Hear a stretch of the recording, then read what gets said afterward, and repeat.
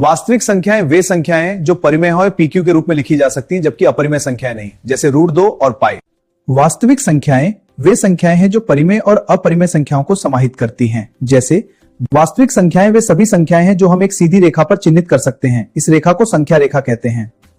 वास्तविक संख्याएं वे सभी संख्याएं हैं जो हम एक सीधी रेखा पर चिन्हित कर सकते हैं। इस रेखा को संख्या रेखा कहते हैं।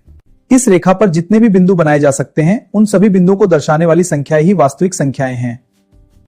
इस रेखा पर जितने भी बिंदु बनाए जा सकते हैं, उन सभी बिंदुओं को दर्शाने वाली संख्याएं ही वास्तविक संख्याएं हैं। परिमेय संख्याएं वे संख्याएं हैं जिन्हें हम दो पूर्ण संख्याएं, इनका दशमलव रूप या तो सीमित होता है या बार बार दोहराव वाला। अपरिमेय संख्याएं वे हैं जो दो पूर्णांकों के अनुपात में नहीं लिखी जा सकती।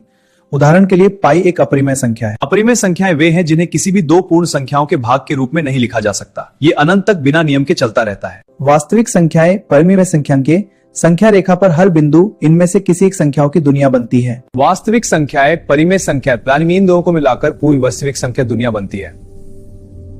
इनकी तुलना हमेशा की जा सकती है। कोई भी दो वास्तविक संख्या ऐसी नहीं होती जिनमें से एक बड़ी हो या छोटी हो, ये पता न चल सके। इनकी तुलना हमेशा की जा सकती है। कोई भी दो वास्तविक संख्या ऐसी नहीं होती जिनमें से एक बड़ी हो या छोटी हो, ये पता न चल सके। इन संख्याओं के बीच में हमेशा और भी संख्याएं होती रहती हैं। यानी दो वास्तविक संख्याओं के बीच कितनी भी छोटी दूरी हो, वहां अनंत संख्याएं मौजूद रहती हैं। इन संख्याओं के बीच में हमेशा और भी संख्याएं होती रहती हैं। यानी दो वास्तविक संख्याओं के बीच कितनी भी छोटी दूरी हो, वहां अनंत संख्याएं मौजूद रहती हैं।